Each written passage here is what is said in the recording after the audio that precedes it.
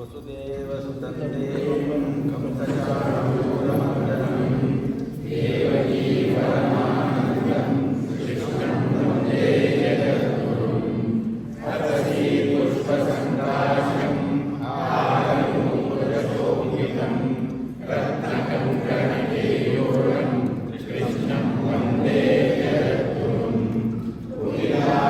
ಸಂಯುಕ್ತಂ ಪೂರ್ಣಚಂದ್ರನಿಧಾನಂ ವಿರಸತ್ಕುಂಡಲಧರಂ ಕೃಷ್ಣಂ ವಂದೇ ಜಗದ್ಗುರುಂ ಮಂದಾರಕಂದ ಸಂಯುಕ್ತಂ ಚಾರುಹಾಸಂ ಚತುರ್ಭುಜಂ ಪರಿವಿಚ್ಛಾವಚೂಡಾಂಗಂ ಕೃಷ್ಣಂ ವಂದೇ ಜಗದ್ಗುರುಂ ಉತ್ಪುಲ್ಲಪದ್ಮಪತ್ರಾಕ್ಷಂ ನೀರಜೀಮೂತಸನ್ನಿಭಂ ಯಾದವಾನಾಂ ಶಿರೋರತ್ನಂ ಕೃಷ್ಣಂ ವಂದೇ ಜಗದ್ಗುರುಂ ರುಕ್ಮಿಣೀಕೇಲಿ ಸಂಯುಕ್ತಂ ಪೀತಾಂಬರಸುಶೋಭಿತಂ ಅವಾಪ್ತತುಲಸೀಗಂಧಂ ಕೃಷ್ಣಂ ವಂದೇ ಜಗದ್ಗುರುಂ ಗೋಪಿಕಾನಾಂ ಜಗದ್ವಂದ್ರ ಕುಂಕುಮಾಂಕಿತವಕ್ಷಸಂ ಶ್ರೀನಿಕೇತಂ ಮಹೇಶ್ವಾಸಂ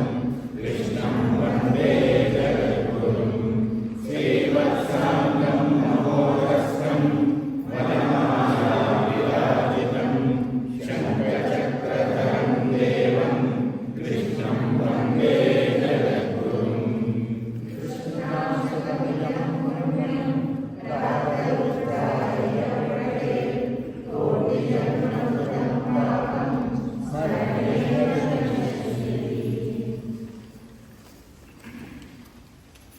ಓಂ ತತ್ಸತ್.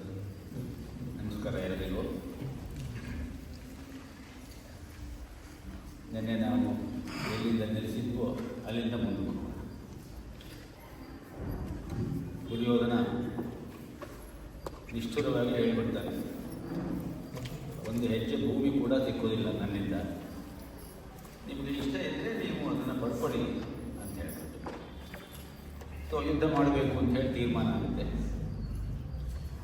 ಕುಂತಿಯ ಆದೇಶ, ಯುದ್ಧ ಮಾಡಲೇಬೇಕು ನೀವು. ಯುದ್ಧ ಮಾಡಬೇಕು ಅಂದಮೇಲೆ ಎರಡು ಪಾರ್ಟಿ ಆಗಬೇಕು. ಸೊ ಯಾವ್ಯಾವ ಪಾರ್ಟಿಗೆ ಯಾರ್ಯಾರು ಹೋಗ್ತಾರೆ ಅಂತ ಹೇಳೋದು ಅವರವರ ಸ್ಟ್ರಾಟಜಿ ಮೇಲೆ ಇದೆಲ್ಲ ಅವಲಂಬಿಸಿರುತ್ತೆ.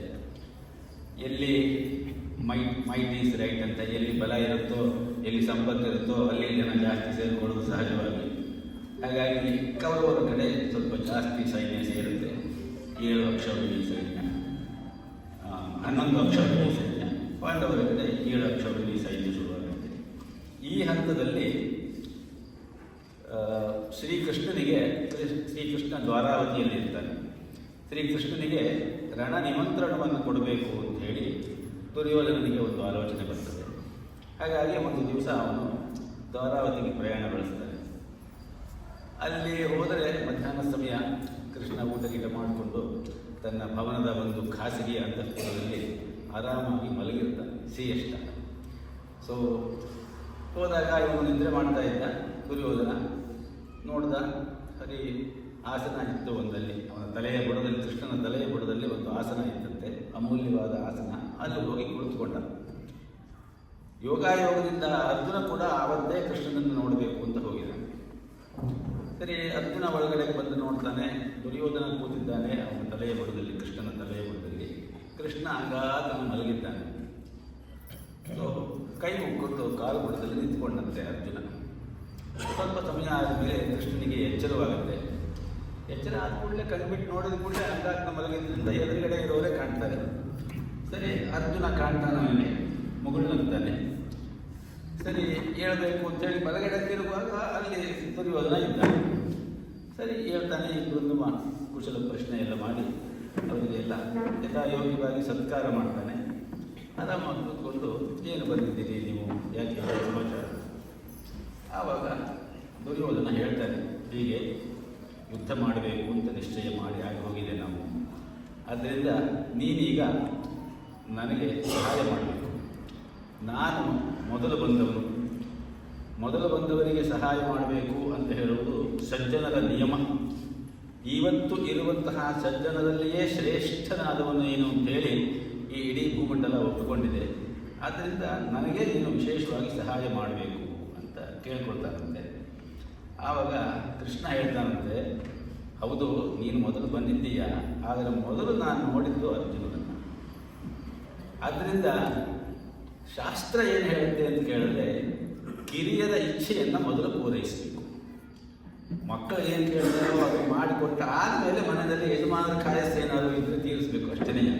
ಆದ್ದರಿಂದ ಕಿರಿಯರ ಇಚ್ಛೆಯನ್ನು ಮೊದಲು ಪೂರೈಸಬೇಕಾದ್ದರಿಂದ ನಾನು ಇಬ್ಬರಿಗೂ ಸಹಾಯ ಮಾಡ್ತೇನೆ. ಆದ್ದರಿಂದ ಅದರಲ್ಲೇನು ಭೇದ ಇಲ್ಲ, ಇಬ್ಬರಿಗೂ ಸಹಾಯ ಮಾಡಬೇಕು, ನನ್ನ ಕರ್ತವ್ಯ ಅದು ಅಂತ ಹೇಳಿಬಿಟ್ಟು ಅರ್ಜುನನ ಕಡೆಗೆ ತಿರುಗಿ, ನೋಡಪ್ಪ, ನನ್ನಲ್ಲಿ ನನ್ನ ನಾರಾಯಣಿ ಸೇನೆ ಅಂತ ಒಂದುಂಟು.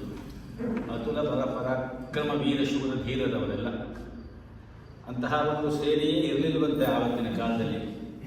ಒಂದು ಸೈಡ್ನಲ್ಲಿ ಆ ನಾರಾಯಣಿಯ ಸೇನೆ ಇದೆ, ಇನ್ನೊಂದು ಕಡೆ ನಾನು ಶಸ್ತ್ರವನ್ನೇ ಹಿಡಿಯುವುದಿಲ್ಲ ಅಂತ ಪ್ರತಿಜ್ಞೆ ಮಾಡಿದ್ದೇನೆ, ಯುದ್ಧದಲ್ಲಿ ನಾನು ಪ್ರತ್ಯಕ್ಷ ಭಾಗವಹಿಸುವುದಿಲ್ಲ ಅಂತ ಪ್ರತಿಜ್ಞೆ ಮಾಡಿದ್ದೇನೆ. ಇನ್ನೊಂದು ಕಡೆ ನಾನಿದ್ದೇನೆ, ನಿನಗೆ ಯಾರು ಬೇಕೋ ಅದನ್ನು ಆರಿಸ್ಕೋ ಅಂತ ಹೇಳ್ತಾನೆ.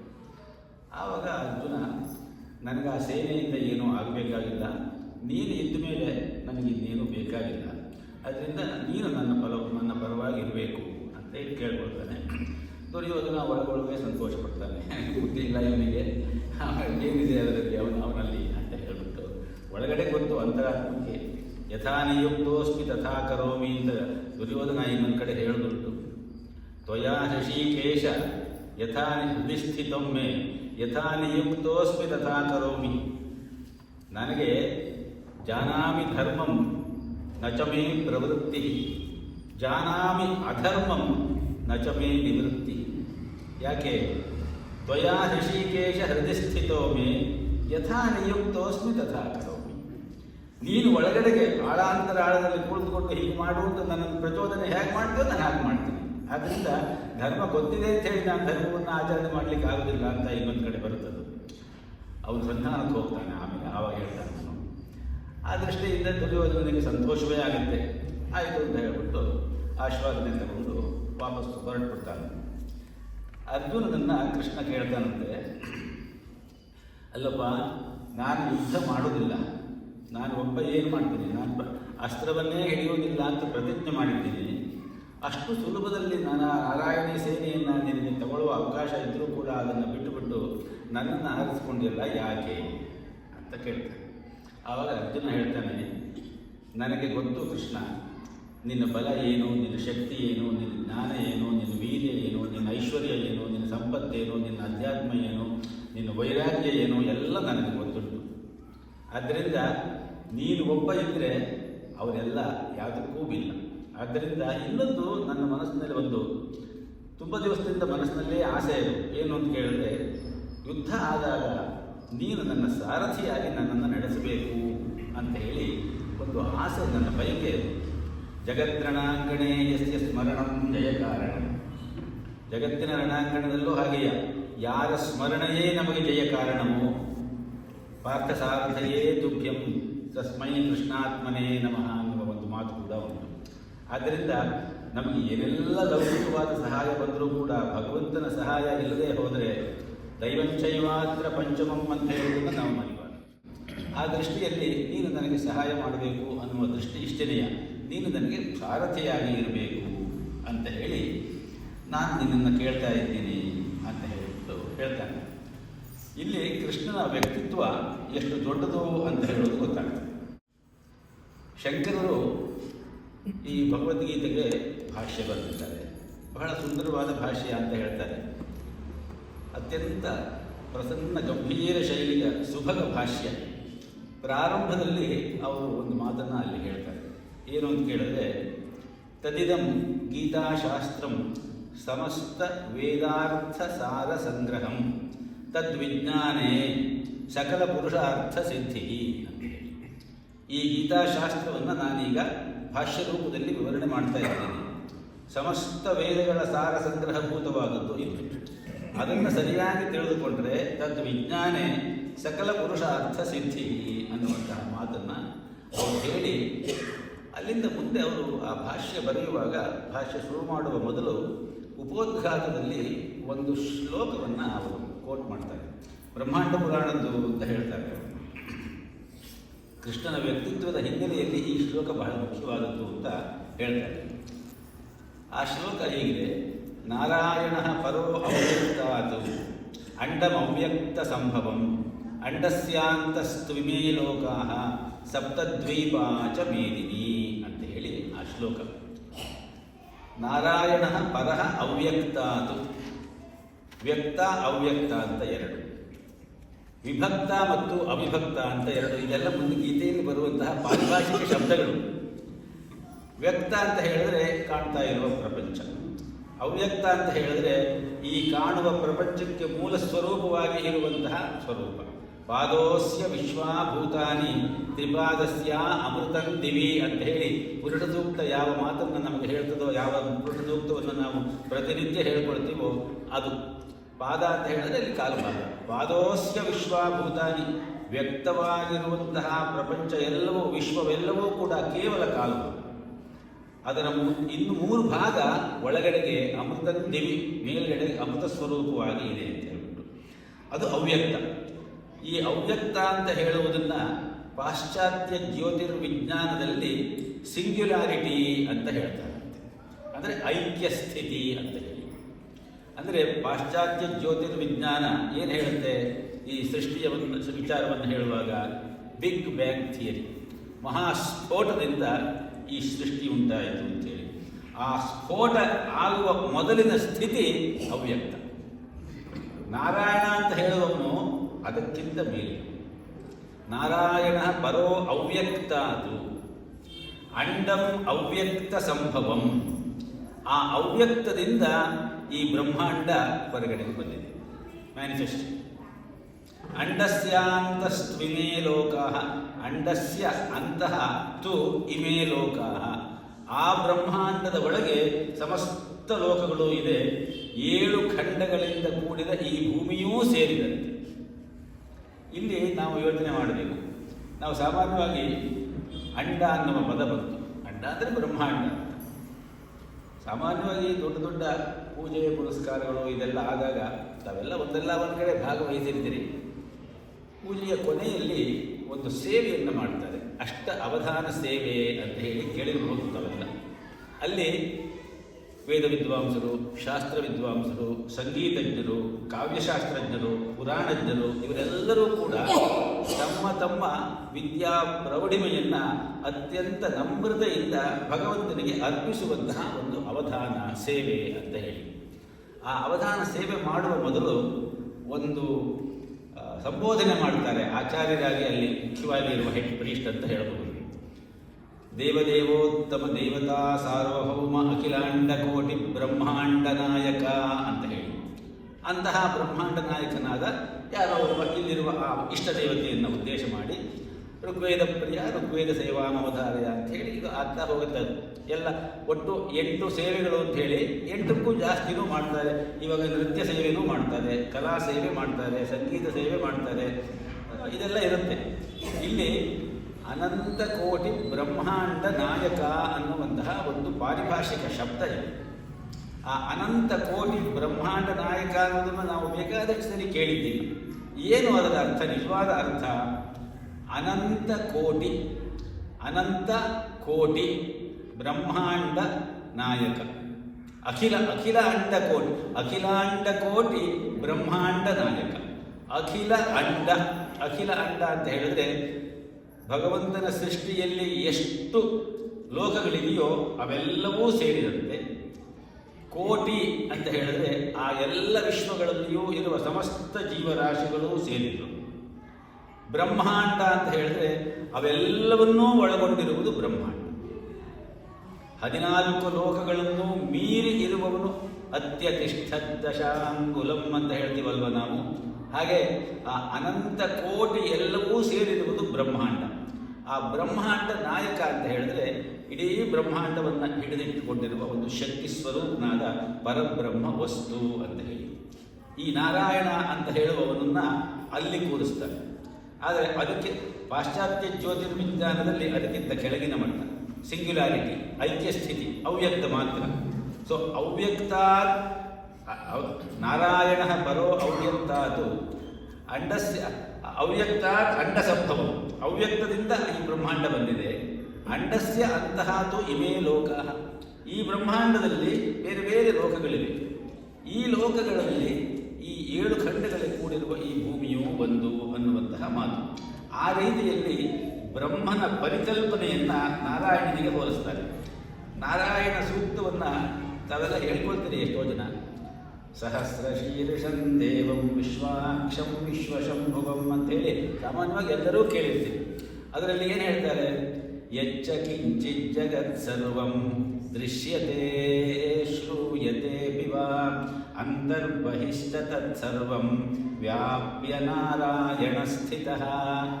ಯಚ್ಚ ಕಿಂಚಿತ್ ಜಗತ್ ಸರ್ವಂ, ಜಗತ್ತು ಅಂತ ಹೇಳುವುದು ಏನೇನಿದೆಯೋ, ನಾವು ಕೇಳುವುದು ನೋಡುವುದು ಎರಡೂ ಕೂಡ. ಯಚ್ಚ ಕಿಂಚಿತ್ ಜಗತ್ ಸರ್ವಂ ದೃಶ್ಯತೆ ಶ್ರೂಯತೆ ಪಿವ ಅಂತಹ ಬಹಿಷ್ಠ ತತ್ಸರ್ವಂ. ಹೊರಗಡೆ ಪಿಂಡ ಅಂಡಾಂಡ ಬ್ರಹ್ಮಾಂಡ, ಒಳಗಡೆಗೆ ಪಿಂಡಾಂಡ. ಅಂತರ್ಬಹಿಷ್ಠ ತತ್ಸರ್ವಂ ವ್ಯಾಪ್ಯ ನಾರಾಯಣ ಸ್ಥಿತಃ ಎನ್ನುವ ಮಾತನ್ನು ಹೇಳ್ತಾರೆ. ಆ ರೀತಿಯಲ್ಲಿ ಈ ನಾರಾಯಣನ ಕಲ್ಪನೆಯನ್ನು ಅಲ್ಲಿ ತಂದಿದ್ದಾರೆ. ಈ ನಾರಾಯಣ ಅಂತ ಹೇಳುವವನು ನಮ್ಮ ಮುಖ್ಯವಾಗಿ ಪಾಶ್ಚಾತ್ಯ ಜ್ಯೋತಿರ್ವಿಜ್ಞಾನದಲ್ಲಿ ಕೇವಲ ಎಲ್ಲವನ್ನೂ ಕೂಡ ಭೌತ ತತ್ವದ ಅಡಿಯಲ್ಲಿಯೇ ನೋಡ್ತಾರೆ ಅಂತ ಹೇಳ್ತಾರೆ. ಆದರೆ ನಮ್ಮಲ್ಲಿ ಮೊದಲಿನಿಂದಲೂ ಕೂಡ ಈ ಸೃಷ್ಟಿಯ ಮೂಲವನ್ನು ಒಂದು ಆಧ್ಯಾತ್ಮಿಕ ತತ್ವದ ಹಿನ್ನೆಲೆಯಲ್ಲಿ ನೋಡ್ತಾ ಇದ್ದರು ಅನ್ನುವುದಕ್ಕಾಗಿ ಆ ಶ್ಲೋಕವನ್ನು ಅಲ್ಲಿ ಅವರು ಉದಾಹರಿಸಿದ್ದಾರೆ ಅಂತ ಹೇಳಿ ಸ್ವಾಮಿ ರಂಗನಾಥಾನಂದಜಿಯವರು ತುಂಬ ಸುಂದರವಾಗಿ ಅದನ್ನು ವರ್ಣಿಸ್ತಾರೆ. ಆ ರೀತಿಯಲ್ಲಿ ಅವ್ಯಕ್ತಾತ್ ವ್ಯಕ್ತಯ ಸರ್ವಾಹ, ಅವ್ಯಕ್ತದಿಂದ ಎಲ್ಲವೂ ಕೂಡ ವ್ಯಕ್ತವಾಗಿದೆ. ಆ ಅರ್ಥದಲ್ಲಿ ನೋಡಿದಾಗ ಆದಿ ಮೂಲ ಪರಮ ಸತ್ಯನಾದ ಆ ದೇವರನ್ನು ವೇದಾಂತ ಏನು ಅಂತ ಹೇಳುತ್ತೆ? ಅನಂತ ಕೋಟಿ ಬ್ರಹ್ಮಾಂಡ ನಾಯಕ ಅಂತ ಹೇಳುತ್ತೆ. ಮಿಲಿಯಗಟ್ಟಲೆ ವಿಶ್ವಗಳ ಒಡೆಯ. ದೇಶ ಕಾಲಗಳ ಬಗ್ಗೆ ಸೆಮೆಟಿಕ್ ಚಿಂತನೆ ಅಂತ ಒಂದುಂಟು, ಕೇಳಿದ್ದೀರಲ್ವಾ? ಸೆಮೆಟಿಕ್ ಚಿಂತನೆ ಅಂತ ಹೇಳಿದ್ರೆ ಈಗ ಏನು ಇಸ್ಲಾಂ ಇದೆ, ಕ್ರಿಶ್ಚಿಯನ್ ಇದೆ, ಅವರನ್ನೆಲ್ಲ ಏಕದೇವವಾದ. ನಮ್ಮಲ್ಲಿ ಅನಂತ ಕೋಟಿ ಬ್ರಹ್ಮಾಂಡ ದೇವತೆಗಳು, 33 ಕೋಟಿ ದೇವತೆಗಳಿವೆ. ಸೆಮೆಟಿಕ್ ಚಿಂತನೆ ಅಂತ ಹೇಳೋದು ಅತ್ಯಂತ ಸೀಮಿತವಾದದ್ದು ಅಂತ ಹೇಳ್ತಾರೆ. ಹಾಗೆ ಸೆಮೆಟಿಕ್ ಚಿಂತನೆಯ ಬಹುಮಿತವಾದ ಕಲ್ಪನೆಯಂತಲ್ಲದೆ ಭಾರತದಲ್ಲಿ ಇಂದಿನ ಪಾಶ್ಚಾತ್ಯ ಜ್ಯೋತಿರ್ವಿಜ್ಞಾನದ ಕಲ್ಪನೆಗೆ ಹತ್ತಿರವಾದದ್ದು ಎನ್ನಬಹುದಾದ ಅನಂತ ದೇಶ ಕಾಲಗಳ ಕಲ್ಪನೆ ಮೊದಲಿನಿಂದಲೂ ಇತ್ತು. ಈ ಇಡೀ ಬ್ರಹ್ಮಾಂಡವು ಬ್ರಹ್ಮನಿಂದಲೇ ಬಂದದ್ದು, ಬ್ರಹ್ಮನಲ್ಲಿಯೇ ನೆಲೆಸಿದೆ. ಕೊನೆಯಲ್ಲಿ ವಿಶ್ವಕಲ್ಪಾಂತ್ಯದಲ್ಲಿ ಬ್ರಹ್ಮನಲ್ಲಿಯೇ ಹೋಗಿ ಸೇರುತ್ತದೆ. ನಾರಾಯಣ ದೇವ ಸಮುತ್ಪದ್ಯಂತೆ ನಾರಾಯಣೇ ಪ್ರವರ್ತಂತೆ ನಾರಾಯಣೇ ಪ್ರಲೀಯಂತೆ. ಆ ರೀತಿಯಲ್ಲಿ ಆದ್ದರಿಂದ ಎಲ್ಲವೂ ಅಲ್ಲಿಯೇ ಹೋಗಿ ಸೇರ್ತದೆ. ವೇದಾಂತ ಹೇಳುವಂತೆ ಬ್ರಹ್ಮನಿಂದ ಬಂದಿರುವ ಈ ಬ್ರಹ್ಮಾಂಡ ಒಂದು ಸುವ್ಯವಸ್ಥಿತ ಕ್ರಮದಲ್ಲಿ, ಅಂದರೆ ಅವಿಭಕ್ತ ಸ್ಥಿತಿಯಿಂದ ವಿಭಕ್ತ ಸ್ಥಿತಿ. ಅವಿಭಕ್ತ ಅಂತ ಹೇಳಿದ್ರೆ ಚೂರಾಗದೇ ಇರು, ವಿಭಕ್ತ ಅಂತ ಹೇಳಿದ್ರೆ ಒಡೆದಿರು. ಆದ್ದರಿಂದ ಅವಿಭಕ್ತ ಸ್ಥಿತಿಯಿಂದ ವಿಭಕ್ತ ಸ್ಥಿತಿಗೆ ವಿಕಾಸ ಹೊಂದಿ ಕಾಲಕ್ರಮೇಣ ಬಂದಿದೆ. ಆ ವಿಕಾಸ ವಿಶ್ವದ ವಿಕಾಸ, ಜೀವಿಗಳ ವಿಕಾಸ ಹಾಗೂ ಮಾನವನ ಬೌದ್ಧಿಕ, ನೈತಿಕ, ಆಧ್ಯಾತ್ಮಿಕ ವಿಕಾಸ ಈ ರೀತಿಯಲ್ಲಿ ಅತ್ಯಂತ ಒಂದು ಸಿಸ್ಟಮ್ಯಾಟಿಕ್ ಆಗಿ ಬಂದಿರುವುದು ಅಂತ ಹೇಳ್ತಾರೆ. ಇದು ಒಂದು ವಿಕಾಸದ ಸರಣಿಯನ್ನು ಹೀಗೆ ಅನುಸರಿಸಿದೆ. ಇದನ್ನು ವಿಷ್ಣು ಸಹಸ್ರನಾಮದ ಒಂದು ನಾವು ಪೂರ್ವ ಪೀಠಿಕೆಯನ್ನು ಹೇಳುವಾಗ, ಉತ್ತರ ಪೀಠಿಕೆಯನ್ನು ಹೇಳುವಾಗ ಒಂದು ಶ್ಲೋಕವನ್ನು ಹೇಳ್ಕೊಳ್ತೀವಿ. ಯತಃ ಸರ್ವಾಣಿ ಭೂತಾನಿ ಭವಂತ್ಯಾದಿ ಯುಗಾಗಮೇ ಯಸ್ಮಿಂಶ್ಚ ಪ್ರಲಯಂ ಯಾಂತಿ ಪುನರೇವ ಯುಗಕ್ಷಯೇ ಅನ್ನುವಂತಹ ಪ್ರತಿನಿತ್ಯ ಹೇಳ್ಕೊಳ್ತೀವಿ. ವಿಷ್ಣು ಸಹಸ್ರನಾಮ ಹೇಳೋರಿಗೆಲ್ಲ ಇದು ಚೆನ್ನಾಗಿ ಗೊತ್ತಿರಬಹುದು. ಯತಃ ಸರ್ವಾಣಿ ಭೂತಾನಿ, ಯಾವುದರಿಂದ ಎಲ್ಲ ಭೂತ ಪ್ರಾಣಿಗಳು ಬಂದವು. ಯಸ್ಮಿಂಶ್ಚ ಪ್ರಲಯಂ ಯಾಂತಿ, ಯಾವದಲ್ಲಿ ಕೊನೆಗೆ ಅಲ್ಲಿಗೆ ಹೋಗಿ ಸೇರುತ್ತದೆಯೋ ಅವನೇ ನಾರಾಯಣ, ಅವನೇ ವಿಷ್ಣು.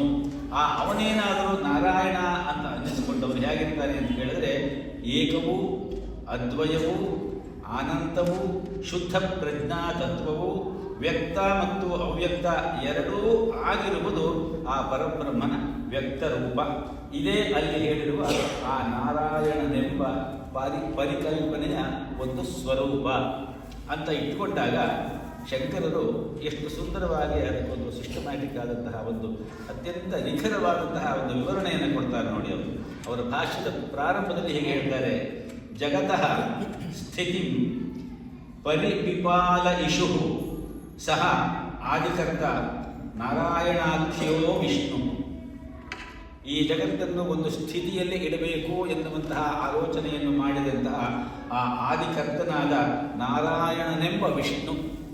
ನಾರಾಯಣ ಅಂದರೂ ಅವನೇ, ವಿಷ್ಣು ವಿಶುದ್ಧ ವ್ಯಾಪನೆ ಅಂತ ವಿಷ್ಣು ಅಂತ ಹೇಳಿದ್ರೆ ಎಲ್ಲವನ್ನೂ ಆವರಿಸಿಕೊಂಡಿರುವವನು ಅನ್ನುವ ಅರ್ಥ. ಸಹ ವಿಷ್ಣು ಭೌಮಸ್ಯ ಬ್ರಹ್ಮಣೋ ಬ್ರಾಹ್ಮಣತ್ವಸ್ಯ ರಕ್ಷಣಾರ್ಥಂ ದೇವಕ್ಯಾಂ ವಸುದೇವಾತ್ ಅಂಶೇನ ಕೃಷ್ಣ ಕಿಲ ಸಂಭವ. ಕೃಷ್ಣ ಯಾರು? ನಿನ್ನೆ ಕೃಷ್ಣನ ಬಗ್ಗೆ ಬೇರೆ ಯಾವ್ಯಾವ ರೀತಿಯಲ್ಲಿ ಹೇಳ್ಕೊಂಡ್ವಿ, ಆದರೆ ಇದು ನಮಗೆ ಬಹಳ ಮುಖ್ಯ ಆಗ್ತದೆ. ಶಂಕರರು ಏನು ಹೇಳಿದ್ದಾರೆ ಅದು ಬಹಳ ಮುಖ್ಯ. ಭೌಮಸ್ಯ ಬ್ರಹ್ಮಣೋ ಬ್ರಾಹ್ಮಣತ್ವಸ್ಯ ರಕ್ಷಣಾರ್ಥಂ. ಭೌಮ ಅಂದರೆ ಭೂಮಿ, ಇಡೀ ಭೂಮಿಯಲ್ಲಿ ಅಂದರೆ ಸೃಷ್ಟಿಯಲ್ಲಿ. ಬ್ರಹ್ಮಣ ಬ್ರಾಹ್ಮಣತ್ವಸ್ಯ ರಕ್ಷಣಾರ್ಥಂ. ಇಲ್ಲಿ ಬ್ರಾಹ್ಮಣತ್ವಸ್ಯ ರಕ್ಷಣಾರ್ಥಂ ಅಂತ ಹೇಳಿದ್ರೆ ಏನರ್ಥ? ಜುಟ್ಟು ಜನಿವಾರ ಇರುವ ಜಾತಿ ಸೂಚಕವಾದಂತಹ ಬ್ರಾಹ್ಮಣ ಅಲ್ಲ. ಬ್ರಾಹ್ಮಣ ಅಂತ ಹೇಳಿದ್ರೆ ಬ್ರಹ್ಮಜ್ಞಾನವನ್ನು ತಿಳಿದು ಸಾತ್ವಿಕ ಮಾರ್ಗದಲ್ಲಿ ಬ್ರಹ್ಮ ಮಾರ್ಗದಲ್ಲಿ ಹೋಗುವುದಕ್ಕೆ ಸರಿಯಾದ ರೀತಿಯಲ್ಲಿ ಸಿದ್ಧನಾಗಿ ಈ ಜಗತ್ತಿನ ಸ್ಥಿತಿಗೆ ಯಾವ ಧರ್ಮ ಬೇಕೋ ಆ ಧರ್ಮವನ್ನು ಸರಿಯಾದ ರೀತಿಯಲ್ಲಿ ಆಚರಿಸುವವನು. ಅಂತಹವರಿಗೆ ತೊಂದರೆ ಬಂದಾಗ ಬ್ರಾಹ್ಮಣತ್ವಸ್ಯ ರಕ್ಷಣಾರ್ಥಂ ಕೃಷ್ಣ ಬಂದಿದ್ದು. ಬ್ರಾಹ್ಮಣತ್ವಸ್ಯ ರಕ್ಷಣಾರ್ಥಂ ದೇವಕ್ಯಾಂ, ದೇವಕಿಯ ಗರ್ಭದಲ್ಲಿ, ವಸುದೇವಾತ್ ಅಂಶೇನ ಕೃಷ್ಣ ಕಿಲ ಸಂಭವ, ಕೃಷ್ಣನಾಗಿ ಹೊರಗಡೆಗೆ ಬಂದ. ಇದನ್ನ ದುರ್ಯೋಧನ ತಿಳ್ಕೊಂಡಿದ್ದಾನೆ, ಇದೆಲ್ಲವೂ ಗೊತ್ತಿತ್ತು ಅವನಿಗೆ. ಆದರೂ ಕೂಡ ಅವನು ಯುದ್ಧ ಹಂಚಿಕೊಂಡು ಬಂದರು. ದುರ್ಯೋಧನ ಮತ್ತು ಅರ್ಜುನ ಇಬ್ಬರು. ಕೃಷ್ಣನ ಅರ್ಜುನ ಪಡೆದ, ದುರ್ಯೋಧನ ಅವನ ನಾರಾಯಣಿ ಸೇನೆಯನ್ನು ಪಡೆದ. ಯುದ್ಧಕ್ಕೆಲ್ಲ ಸಿದ್ಧತೆಗಳಾಯಿತು. ಕೊನೆಯದಾಗಿ ನಾನು ಇನ್ನೊಂದು ಸಂಧಾನ ಮಾಡಿಬಿಡ್ತೀನಿ ಅಂತ ಹೇಳಿ ಕೃಷ್ಣ ಹಸ್ತಿನಾವತಿಗೆ ಹೋಗ್ತಾನೆ. ದುರ್ಯೋಧನನ ಆಸ್ಥಾನಕ್ಕೆ ಹೋಗ್ತಾನೆ. ಎಲ್ಲರ ಎದುರಿನಲ್ಲಿ ಕೃಷ್ಣ ಕೇಳಿಕೊಳ್ತಾನೆ, ನೋಡಪ್ಪ ಬೇಡ, ಈ ಯುದ್ಧದಿಂದ ಯಾರಿಗೂ ಒಳ್ಳೆಯದಾಗೋದಿಲ್ಲ, ಬೇಡ. ಆವಾಗಲೂ ಅಷ್ಟೇ ನಿಷ್ಠುರವಾಗಿ ಹೇಳಿಬಿಡ್ತಾನೆ. ಆವಾಗ ನೀನು ಯಾರು ಇದನ್ನೆಲ್ಲ ಹೇಳಲಿಕ್ಕೆ, ನಿನಗೇನು ಅಧಿಕಾರ ಇದೆ ಅಂತ ಕೇಳ್ತಾನೆ ದುರ್ಯೋಧನ. ಅವನ ಹತ್ರ ಹೋಗಿ ನಾರಾಯಣಿ ಸೇನೆಯನ್ನು ಕೇಳಿ ತೆಗೆದುಕೊಂಡು ಬಂದವನು. ಅದಕ್ಕೆ ಅವನು ಹುಟ್ಟುವಾಗ ಅವನ ಹೆಸರು ಸುಯೋಧನ ಅಂತ ಇತ್ತು. ಆದರೆ ಅವನ ವರ್ತನೆಯಿಂದ ಅವನು ದುರ್ಯೋಧನ. ಸುಯೋಧನ ಅಂತ ಹೇಳಿದ್ರೆ ಒಳ್ಳೆಯ ರೀತಿಯಲ್ಲಿ ಯುದ್ಧ ಮಾಡುವವನು ಅಂತ ಹೇಳಿ. ಆದರೆ ಅವನ ವರ್ತನೆ, ಅವನು ಹುಟ್ಟಿದಾಗ ಅವರ ತಾಯಿಯ ಗರ್ಭದಿಂದ ಅರೆಬೆಂದ ಪಿಂಡಗಳ ರೂಪದಲ್ಲಿ ಬಂದರು ಅವರು ಅಂತ ಹೇಳ್ತಾರೆ. ಯಾಕೆಂದರೆ ಮಂತ್ರ ಪ್ರಭಾವದಿಂದ ಕುಂತಿ ಮಕ್ಕಳನ್ನು ಪಡೆದು ಬಿಡ್ತಾಳೆ. ಇದು ಕರ್ಣಾಕರ್ಣಿಯಾಗಿ ಗಾಂಧಾರಿಗೆ ತಲುಪುತ್ತೆ. ಗಾಂಧಾರಿ ಆವಾಗ ಗರ್ಭವತಿಯಾಗಿರ್ತಾಳೆ, ಇನ್ನೂ ಕಾಯಬೇಕಾಗಿರುತ್ತವಳು 9 ತಿಂಗಳು. ಆದರೆ ಕುಂತಿಗೆ ಮಕ್ಕಳು ಹೊಂದ್ಬಿಟ್ರಲ್ಲ, ಶೂರರು ವೀರರು ಎಲ್ಲ ಅಂತ ಹೇಳಿಬಿಟ್ಟು ತನ್ನ ಗರ್ಭವನ್ನು ಕಿವಿಚ್ಕೊಂಡು ಬಿಡ್ತಾಳೆ. ಅಯ್ಯೋ ಹೊಟ್ಟೆ ಕಿಚ್ಚು. ಆವಾಗ ಆ ಕಿವುಚುವಿಕೆಯಿಂದ ಹೊರಗಡೆ ಬಂದದ್ರಿಂದ ಅವರಿಗೆಲ್ಲ ಅದೇ ಬುದ್ಧಿ ಬಂದಿದೆ, ಆಕೆ ಕಿಚ್ಚಿನ ಬುದ್ಧಿಯೇ ಬಂತು ಅಂತ ಹೇಳ್ತಾರೆ. ಇದೆಲ್ಲ ಮಹಾಭಾರತದಲ್ಲಿ ಬರುವಂತಹ ವಿಚಾರಗಳು. ಆ ರೀತಿಯಲ್ಲಿ ದುರ್ಯೋಧನ ಹೇಳ್ತಾನೆ, ನೀನು ಯಾರು ನೀನು ಅಂತ ಹೇಳಿ. ಆವಾಗ ವಿಶ್ವರೂಪ ದರ್ಶನವನ್ನು ಮಾಡಿಸ್ತಾನೆ ಕೃಷ್ಣ ಅಸಂಧಾನಕ್ಕೆ ಹೋದಾಗ ಆ ಸ್ಥಾನದಲ್ಲಿ. ಆವಾಗ ದುರ್ಯೋಧನ ಏನು ಹೇಳ್ತಾನೆ ಅಂತ ಹೇಳಿದ್ರೆ ನಮಗೆಲ್ಲ ಗೊತ್ತಿರಬಹುದು. ಅವನೊಬ್ಬ ಮಾಯಾವಿ, ಬಂದು ಎಲ್ಲ ಕಟ್ಟಿ ಅವನನ್ನು ಸರಿಯಾಗಿ ಕಟ್ಟಿಬಿಟ್ಟು ತಗೊಂಡು ಒಳಗಡೆ ಹಾಕಿ ಅಂತ ಹೇಳ್ತಾನೆ.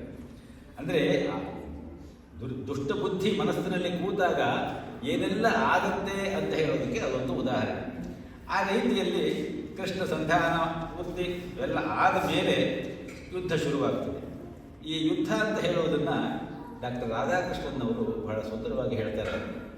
ದ ಮಹಾಭಾರತ ಅವರ ಗೀತೆಗೆ ಒಂದು ವಿವರಣೆ ಕೊಟ್ಟು ಒಂದು ಸಣ್ಣ ಪುಸ್ತಕ ಬರೆದಿದ್ದಾರೆ. ಅದರಲ್ಲಿ ಅವರು ಹೇಳ್ತಾರೆ ಮಹಾಭಾರತದ ಯುದ್ಧದ ಸ್ವರೂಪವನ್ನು ಮತ್ತು ಮಹಾಭಾರತ ಗ್ರಂಥದಲ್ಲಿ ಏನಿದೆ ಅನ್ನೋದನ್ನು ಒಂದು ಜಸ್ಟ್ ಆಗಿ ಒಂದು ಸೂತ್ರ ರೂಪದಲ್ಲಿ ಹೇಳ್ತಾರೆ. The Mahabharata describes the great war waged in ancient times between the two branches of the one royal family, that of the Bharatas. It conserves in a collected form all the ancient beliefs and traditions of the race.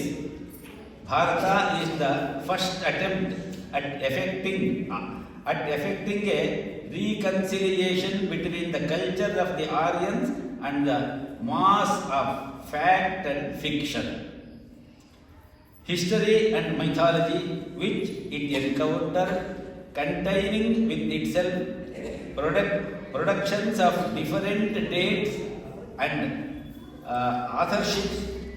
The Mahabharata has become a miscellaneous encyclopedia of history, mythology, politics, law, theology and philosophy. ಇಷ್ಟು ಅದರಲ್ಲಿ ಕೂಡಿದೆ. ಆದ್ದರಿಂದ ಮಹಾಭಾರತ ಮಹತ್ವಾತ್ ಭಾರವತ್ವಾಚ್ಚ ಮಹಾಭಾರತ ವಿದ್ಯುಜ್ಯತೆ. ಮಹತ್ತಾದ ಭಾರ ಅಂತ ಹೇಳಿದ್ರೆ ಅಲ್ಲಿ ಹೊರಲಾರದ weight ಅಲ್ಲ, ಅಷ್ಟು ತೂಕ ಗುರುತ್ವ ಅದು ಇದ್ದದ್ರಿಂದ ಅದು ಮಹಾಭಾರತ ಆಯಿತು. ಮಹಾಭಾರತ ಓದಿದಾಗ ಆ ಕೃಷ್ಣನ ನಿಜವಾದ ಅವತಾರ ತತ್ವದ ಹಿನ್ನೆಲೆಯಲ್ಲಿ ಇರುವಂತಹ ಒಂದು ಸಂಕೇತ ನಮಗೆ ಅರ್ಥವಾಗುತ್ತೆ. ಹೀಗೆ ಯುದ್ಧ ಮಾಡಲೇಬೇಕು ಅಂತ ಹೇಳಿ ನಿಶ್ಚಯ ಆಗಿ ಯುದ್ಧಕ್ಕೆ ಶುರುವಾಗುತ್ತೆ. ಯುದ್ಧ ಶುರುವಾಗುವ ಮೊದಲು ಇಲ್ಲಿ ಮುಖ್ಯವಾಗಿ ನಾವು ಗಮನಿಸಬೇಕಾದದ್ದು ಈ ಭೀಷ್ಮ ಪರ್ವದ 25ನೇ ಅಧ್ಯಾಯದಲ್ಲಿ ನಾವು ಧರ್ಮಕ್ಷೇತ್ರೇ ಕುರುಕ್ಷೇತ್ರೇ ಸಮವೇತ ಯುಯೋತ್ಸವ ಮಾಮಕಾಹ ಪಾಂಡವಾಶ್ಚೈವ ಕಿಮಕುರ್ವತ ಸಂಜಯ ಅನ್ನುವಂತಹ ಧೃತರಾಷ್ಟ್ರನ ಪ್ರಶ್ನಾರೂಪದ ಆ ಒಂದು ಶ್ಲೋಕದಿಂದ ಪ್ರಾರಂಭ ಆಗುತ್ತೆ. ಸಾಮಾನ್ಯವಾಗಿ ಏನು ಯುದ್ಧ ಶುರುವಾಗುವ ಮೊದಲು ಧೃತರಾಷ್ಟ್ರ ಕೇಳ್ತಾ ಇದ್ದಾನೆ ಅಂತ ಅನ್ಸುತ್ತಲ್ವ ನಮಗೆ. ಆದರೆ ಹಾಗಿಲ್ಲ. ಭೀಷ್ಮ ಪರ್ವದ 2ನೇ ಅಧ್ಯಾಯ ಯುದ್ಧ ಶುರುವಾಗಬೇಕು ಅಂಥೇಳಿ ಎಲ್ಲ ನಿಶ್ಚಯ ಆಗಿಬಿಟ್ಟಿರುತ್ತೆ.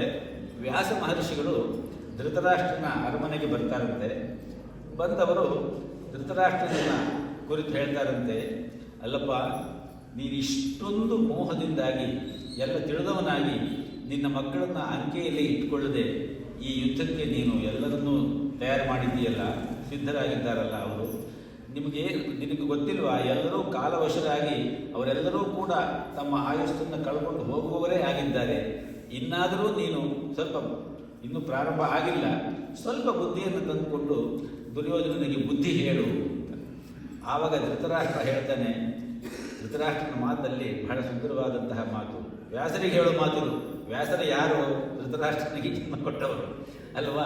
ಆ ವ್ಯಾಸರಿಗೆ ಹೇಳುವ ಮಾತು, ಇಂತಹ ತತ್ವ ವಿಚಾರಗಳೆಲ್ಲ ನನಗೂ ಗೊತ್ತು ಮಹರ್ಷಿಗಳೇ, ಬ್ರಹ್ಮರ್ಷಿಗಳೇ. ಆದರೆ ನಾನೀಗ ಆ ತತ್ವವನ್ನು ತಿಳಿದುಕೊಂಡು ಅದನ್ನು ಆಚರಣೆ ಮಾಡುವಂತಹ ಸ್ಥಿತಿಯಲ್ಲಿ ಇಲ್ಲ.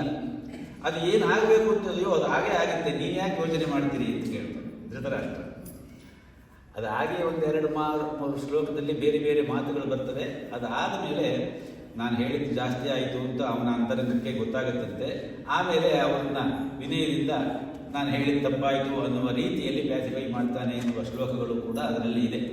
ಹೀಗೆ ವ್ಯಾಸರು ಬಂದು ಧೃತರಾಷ್ಟ್ರದನ್ನು ಕೇಳಿ, ಧೃತರಾಷ್ಟ್ರ ಯುದ್ಧ ಮಾಡಲಿಕ್ಕಾಗೋದಿಲ್ಲ, ಯುದ್ಧ ಆಗಲೇಬೇಕು ಅಂತ ಹೇಳಿದಾಗ ವ್ಯಾಸರು ಕೇಳ್ತಾರಂತೆ, ಆಯಿತು ಆ ಯುದ್ಧವನ್ನು ನೀನು ಹುಟ್ಟು ಕುರುಡ, ನಿನಗೇನಾದರೂ ಯುದ್ಧವನ್ನು ನೋಡಬೇಕು ಅನ್ನುವ ಅಪೇಕ್ಷೆ ಇದ್ದರೆ ಹೇಳು, ನಾನು ನಿನಗೆ ದಿವ್ಯ ದೃಷ್ಟಿ ಕೊಡ್ತೀನಿ ಅಂತ ಹೇಳ್ತಾರೆ. ಇದು ಭೀಷ್ಮ ಪರ್ವದ 2ನೇ ಅಧ್ಯಾಯದಲ್ಲಿ ಬರುವಂತಹ ವಿಚಾರ. ಆವಾಗ ನನಗೆ ಅವನು ಹೇಳ್ತಾನೆ ಧೃತರಾಷ್ಟ್ರ, ನನಗೆ ನನ್ನ ಮಕ್ಕಳ ಬಾಲ್ಯ ಲೀಲೆಯನ್ನು ನೋಡಲಿಕ್ಕೆ ಸಾಧ್ಯವಾಗಲಿಲ್ಲ. ಅವರು ಪ್ರೌಢರಾಗಿ ಅವರು ಅಸ್ತ್ರಶಸ್ತ್ರಗಳಲ್ಲಿ ಕುಶಲತೆಯನ್ನು ಸಂಪಾದನೆ ಮಾಡಿ ವೀರರಾಗಿ ಶೂರರಾಗಿ ಮೆರೆದದ್ದನ್ನು ನೋಡಲಿಕ್ಕೆ ಸಾಧ್ಯವಾಗಲಿಲ್ಲ. ಅವರು ಆಮೇಲೆ ರಾಜ್ಯಭಾರ ಮಾಡ್ತಾ ಜೀವನದ ಭೋಗಗಳನ್ನೆಲ್ಲ ಅನುಭವಿಸ್ತಾ ಇರುವಾಗ ಅದನ್ನು ನೋಡಲಿಕ್ಕೂ ಸಾಧ್ಯವಾಗಲಿಲ್ಲ. ಈಗ ದಾಯಾದಿ ಕಲಹದಿಂದ ಅವರು ನಾಶವಾಗುವುದನ್ನು ನೋಡಲಿಕ್ಕೆ ನನಗಿಷ್ಟ ಇಲ್ಲ. ಆದರೆ ಯುದ್ಧದಲ್ಲಿ ಏನು ನಡೀತಾ ಇದೆ ಅಂತ ಹೇಳಿ ಕೇಳೋದಕ್ಕೆ ನನಗೆ ಆಸಕ್ತಿ ಇದೆ. ಅದನ್ನು ನೀವು ಏನಾದರೂ ಅನುಗ್ರಹ ಮಾಡಿದರೆ ನಾನು ಕೇಳಬಹುದು. ಆವಾಗ ಧೃತರಾಷ್ಟ್ರನ ಅತ್ಯಂತ ಆಪ್ತ ಸ್ನೇಹಿತ ಸಂಜಯ್, ಆ ಸಂಜಯನನ್ನು ವೈಶಂಪಾಯನ ಮತ್ತು ಈ ಮಹಾಭಾರತ ಎಲ್ಲ ಎಲ್ಲಿ ಬರುತ್ತೆ ಅಂತ ಹೇಳೋದನ್ನು ನೀವು ಮನಸ್ಸಿನಲ್ಲಿ ಇಟ್ಕೊಂಡ್ರೆ ಮಹಾಭಾರತ ಓದುವಾಗ ತುಂಬ ಕನ್ಫ್ಯೂಷನ್ನೇ ಆಗೋಗ್ಬಿಡ್ತದೆ. ವೈಶಂಪಾಯನ ಮಹರ್ಷಿಗಳು ಸರ್ಪಯಾಗದ ಕೊನೆಯಲ್ಲಿ ಜನಮೇಜಯನಿಗೆ ಈ ಮಹಾಭಾರತದ ಸಂಪೂರ್ಣ ಕಥೆಯನ್ನು ಹೇಳುವುದು.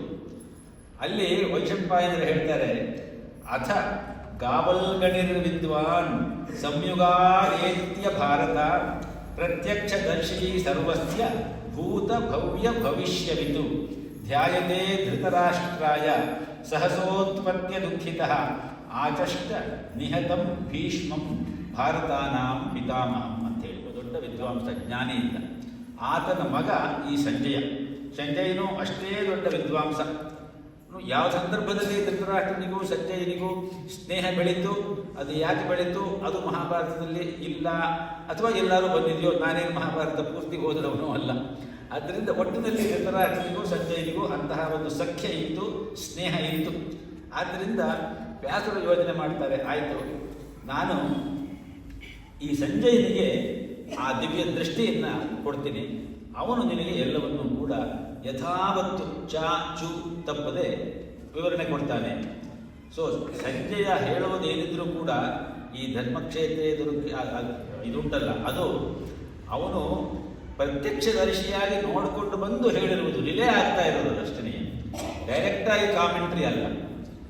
ಎರಡನೇ ಅಧ್ಯಾಯದಲ್ಲಿ ವ್ಯಾಸರು ಸಂಜಯನಿಗೆ ದಿವ್ಯ ದೃಷ್ಟಿಯನ್ನು ಕೊಟ್ಟು ಹೇಳ್ತಾರೆ, ಪ್ರಕಾಶಂ ವಾ ಅಪ್ರಕಾಶಂ ವಾ ದಿವಾ ವಾ ಯದಿವಾ ನಿಶಿ ಮನಸ ಚಿಂತಿತಮಪಿ ಸರ್ವಂ ವೇತ್ಸ್ಯತಿ ಸಂಜಯ. ಈ ಸಂಜಯನಿಗೆ ನಾನಂತಹ ಒಂದು ದಿವ್ಯ ದೃಷ್ಟಿಯನ್ನು ಕೊಡ್ತಾ ಇದ್ದೇನೆ ಧೃತರಾಷ್ಟ್ರ. ಅದು ಸರಿಯಾಗಿ ಕಣ್ಣಿನಿಂದ ಡೈರೆಕ್ಟಾಗಿ ನೋಡುವುದಾಗಿರಬಹುದು, ಪ್ರಕಾಶಂ ವಾ ಅಪ್ರಕಾಶಂ ವಾ, ಅಪ್ರತ್ಯಕ್ಷವಾಗಿ ಹಿಂದಿನ ಯುದ್ಧರಂಗಕ್ಕೆ ಹೋಗಿ ನೋಡುವುದು ಬೇರೆ, ಯುದ್ಧರಂಗದಲ್ಲಿ ಹೀಗಾಯಿತು ಅಂತ ಹೇಳಿ ಕೇಳಿ ತಿಳಿದುಕೊಳ್ಳುವುದು ಬೇರೆ.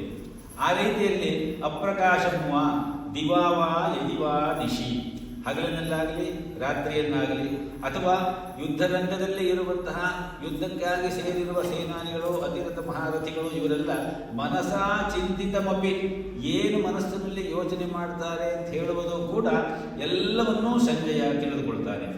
ಇವನು ಯುದ್ಧರಂಗಕ್ಕೆ ಡೈರೆಕ್ಟಾಗಿ ಹೋಗಿ ಅಲ್ಲಿ ಎಲ್ಲಿಗೆ ಬೇಕೋ ಅಲ್ಲಿಗೆ ಹೋಗಿ ಅದನ್ನು ನೋಡ್ಕೊಂಡು ಬರಬಹುದು. ನೈನಂ ಶಸ್ತ್ರಾಣಿ ಛೇತ್ಸ್ಯಂತಿ ನೈನಂ ಬಾಧಿಷ್ಯತೆ ಶ್ರಮಃ ಗಾವಲ್ಗಣಿ ಅಯಂ ಜೀವನ್ ಉದ್ಧಾದ್ ಅಸ್ಮಾತ್ ವಿಮೋಕ್ಷ್ಯತೆ. ಅಲ್ಲಿಗೆ ಹೋದರೂ ಕೂಡ ಅವನಿಗೆ ಯಾವ ತೊಂದರೆಯೂ ಆಗುವುದಿಲ್ಲ.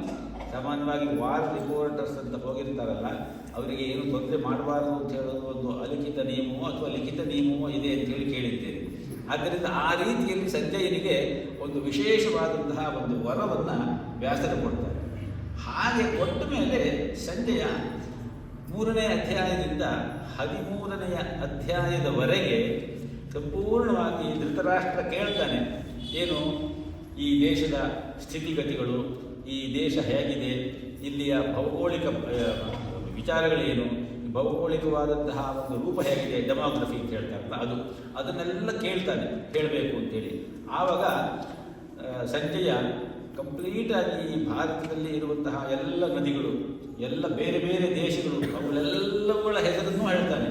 ಸುಮಾರು 150 ನದಿಗಳ ಹೆಸರನ್ನು ಹೇಳ್ತಾನೆ. ಅಷ್ಟೇ ಸುಮಾರು 160 ಬೇರೆ ಬೇರೆ ಸಣ್ಣ ಪುಟ್ಟ ದೇಶಗಳು ಸೇರಿದಂತೆ ದೇಶದಲ್ಲೇ ಇರುವಂತಹ ರಾಜ್ಯಗಳು, ಅವುಗಳ ಹೆಸರನ್ನು ಹೇಳ್ತಾನೆ.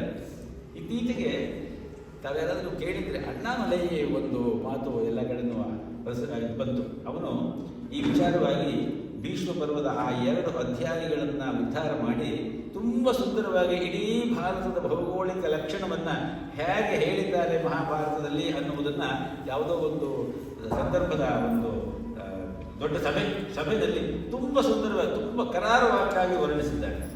ಅದನ್ನು ಯಾರು ಕೇಳಿದಿರೋ ಇಲ್ಲೋ ಗೊತ್ತಿಲ್ಲ ನನಗೆ, ತುಂಬ ಸುಂದರವಾಗಿ ಹೇಳಿದ್ದಾನೆ. ಅಂದರೆ ಅವನ ಆ ಬುದ್ಧಿಮತ್ತೆ ಅದನ್ನು ತಿಳ್ಕೊಂಡು ಅದನ್ನು ಪುನಃ ಅದನ್ನು ಕನ್ವೆ ಮಾಡುವಂತಹ ಬುದ್ಧಿಶಕ್ತಿ ಇದೆಯಲ್ಲ, ಅದು ಬಹಳ ವಿಶೇಷ. ಅಂತಹ ಅಣ್ಣಾಮಲೈನ ರಸಮಲೈ ಅಂತ ಹೇಳಿದರೆ ಏನೂ ತಪ್ಪಿಲ್ಲ, ನಮಗವನ ಅಂತಹ ರಸವನ್ನು ಕೊಡ್ತಾ ಇದ್ದಾನೆ ಅಲ್ವೇ. ಆ ರೀತಿಯಲ್ಲಿ ಆ ಭೀಷ್ಮ ಪರ್ವದ 3ನೇ ಅಧ್ಯಾಯದಿಂದ 13ನೇ ಅಧ್ಯಾಯದವರೆಗೆ ಸಂಜಯ ಇಡೀ ಭಾರತದ ಸಂಪೂರ್ಣ ಚಿತ್ರಣವನ್ನು ಧೃತರಾಷ್ಟ್ರನಿಗೆ ಕೇಳಿಸ್ತಾನೆ.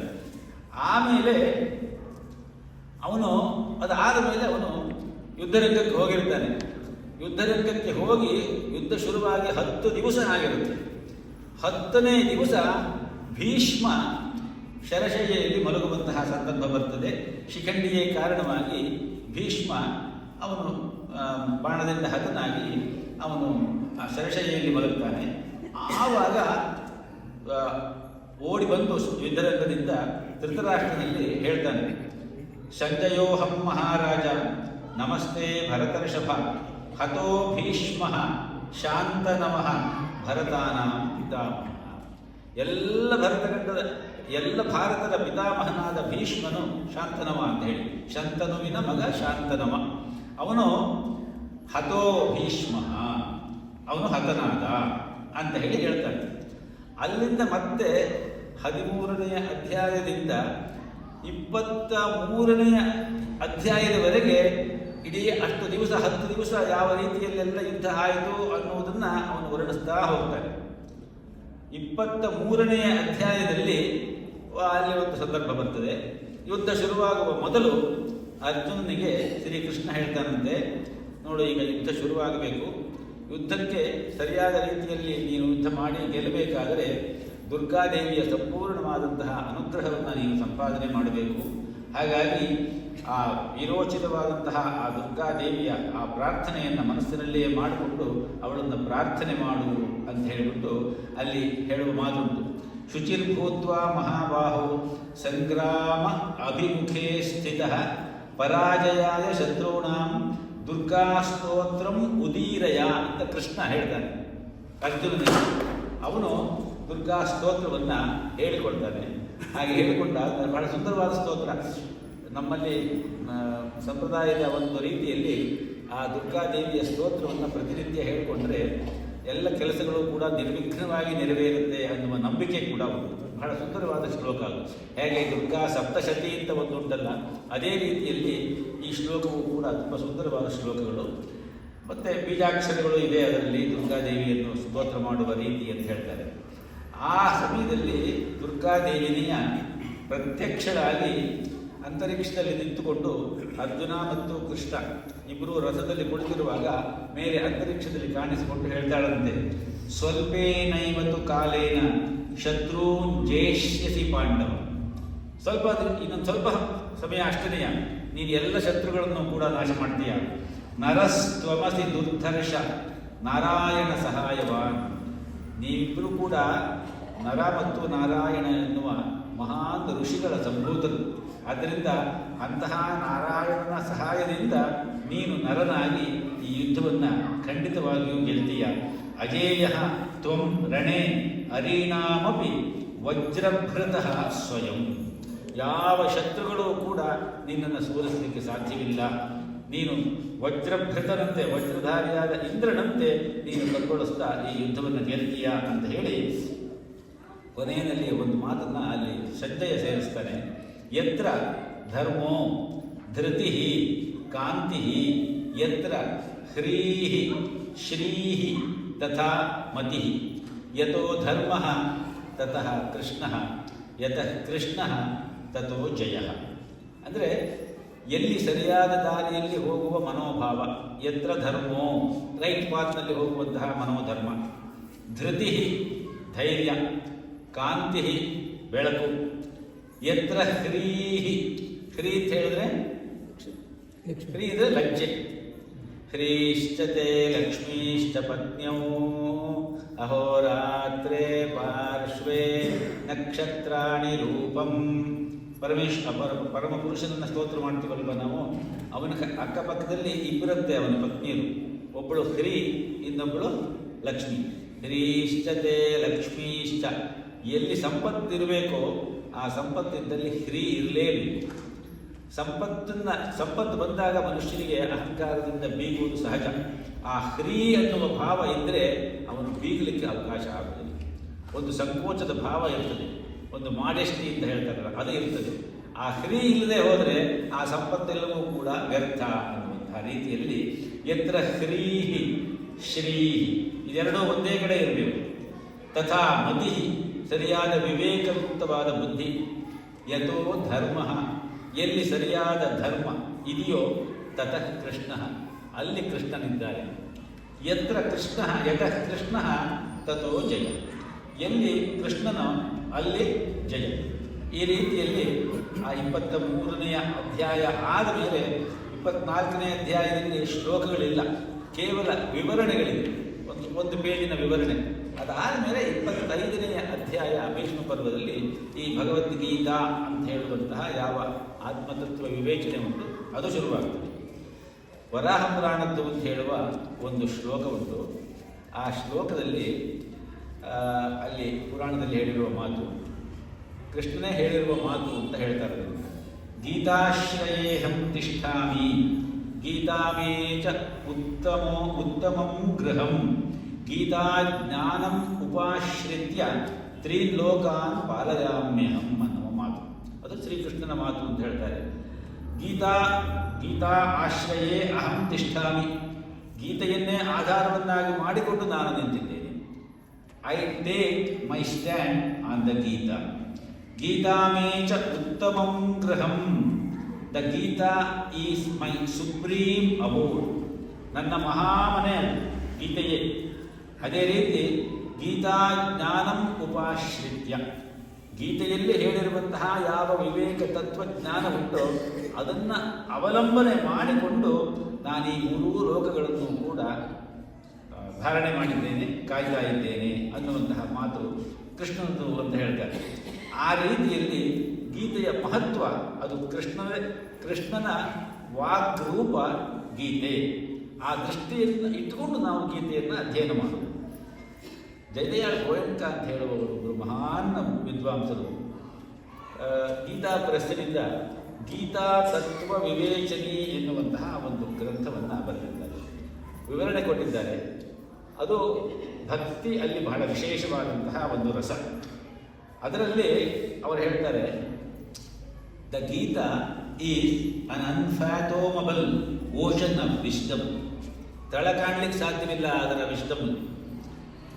In fact, an infinite store of knowledge lies embedded in it. ಆ ಶ್ಲೋಕದ ಒಂದೊಂದರಲ್ಲೂ ಕೂಡ ಅಷ್ಟೊಂದು ಜ್ಞಾನ ಪರಿಪೂರ್ಣವಾಗಿ ತುಂಬಿಕೊಂಡು ಬಂದಿದೆ. ಗೀತೆಯ ಬಗ್ಗೆ ಅವರೇ ಹೇಳುವ ಮಾತು ಬಹಳ ಸುಂದರವಾದ ಮಾತನ್ನು ನಾವು ಹೇಳ್ತಾರೆ. ನಾವೆಲ್ಲ ಗೀತೆಯನ್ನು ಕಲಿಕೆ ಮಾಡಬೇಕು ಅಂತ ಸೇರಿದ್ದೇವೆ, ಆದರೆ ಅವರ ಮಾತನ್ನು ನಾವು ಮನಸ್ಸಿನಲ್ಲಿ ಇಟ್ಟುಕೊಂಡ್ರೆ ನಾವು ಎಷ್ಟು ಹಿಂಗೆ ತಗೊಂಡು ಹೋಗಿರ್ತೀವೋ ಅಷ್ಟೇ ನಮಗೆ ಸಿಕ್ಕುವುದು ಅನ್ನುವ ಆ ಭಾವ ನಮಗಿರುತ್ತೆ. The Gita is a bottomless sea containing endless strata of meaning. Just as a diver diving deep into the sea lays his hands on precious gems, even so diving deeper and deeper into the secrets of the Gita, the seeker goes on discovering ever new piles of extraordinary gems of ideas. ಒಂದು ಸಾರಿ ಗೀತೆಯ ಒಂದು ಶ್ಲೋಕವನ್ನು ಓದಿ ಅಧ್ಯಯನ ಮಾಡಿಕೊಂಡು ಸಂಪೂರ್ಣ ಗೀತೆ ತಿಳ್ಕೊಳ್ತೇನೆ ಅಂತ ಹೇಳುವುದು ಭ್ರಮೆ. ಒಂದೊಂದು ಸಾರಿ ಓದಿದಾಗ ನಿಮಗೆ ಅದು ಒಂದೊಂದು ಅರ್ಥವನ್ನು ಬಿಚ್ಚಿಕೊಳ್ತಾ ಹೋಗ್ತದೆ ಅನ್ನುವ ಮಾತು ಇಲ್ಲಿ ನಾವು ನೋಡ್ಬೋದು. But the king of birds Garuda, as well as the tiny mosquito, ಸೊಳ್ಳೆ ಅಥವಾ ಫ್ಲೈ ಅಂತ ಇಟ್ಕೊಳ್ಳಿ, ಒಂದು ನೊಣ, both take their flight in the air, each according to his or its capacity. In the same way each and every student of the Gita makes something out of it according to his or her ಕಾಂಪ್ರಹೆನ್ಷನ್ಸ್.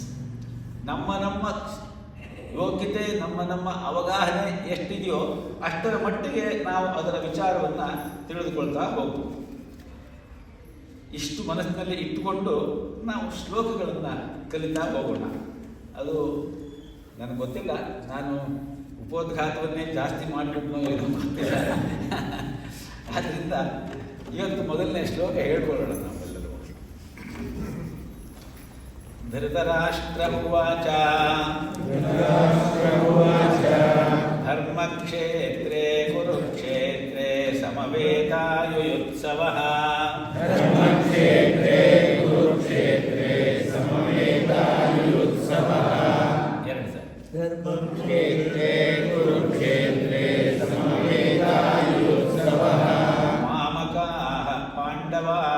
ಪಾಂಡವಾಶ್ಚೈವ ಕಿಮಕುರ್ವತ ಮಾಮಕಾಃ ಪಾಂಡವಾಶ್ಚೈವ ಕಿಮಕುರ್ವತ Sanjay.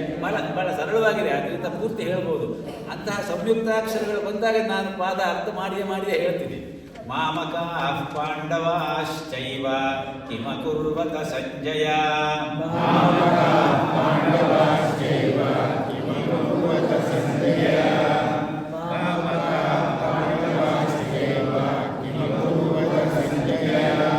ಧರ್ಮಕ್ಷೇತ್ರೇ ಕುರುಕ್ಷೇತ್ರೇ ಸಮವೇತಾಯುಯುತ್ಸವಃ ಮಾಮಕಾಃ ಪಾಂಡವಾಶ್ಚೈವ ಕಿಮಕುರ್ವತ Sanjay. ಧರ್ಮಕ್ಷೇತ್ರೇ ಕುರುಕ್ಷೇತ್ರೇ ಸಮವೇತಾಯುಯುತ್ಸವಃ ಮಾಮಕಾಃ ಪಾಂಡವಾಶ್ಚೈವ ಕಿಮಕುರ್ವತ Sanjay.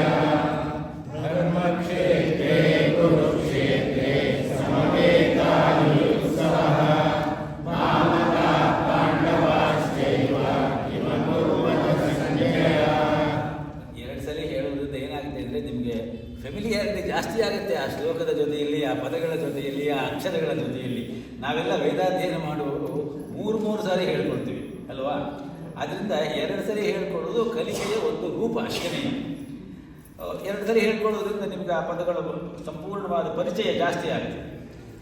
Dhritarashtra ಕೇಳ್ತಾ ಇದ್ದಾನೆ ಇಲ್ಲಿ.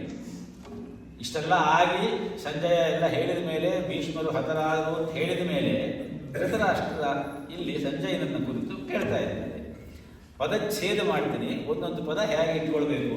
ಧರ್ಮಕ್ಷೇತ್ರೇ, ಅದು ಎರಡು ಪದ ಇದ್ರೂ ಕೂಡ ಧರ್ಮಕ್ಷೇತ್ರೇ ಕುರುಕ್ಷೇತ್ರೇ ಸಮವೇತ ಯುಯುತ್ಸವಃ ಮಾಮಕಾಃ ಪಾಂಡವಾಃ ಚ ಏವ.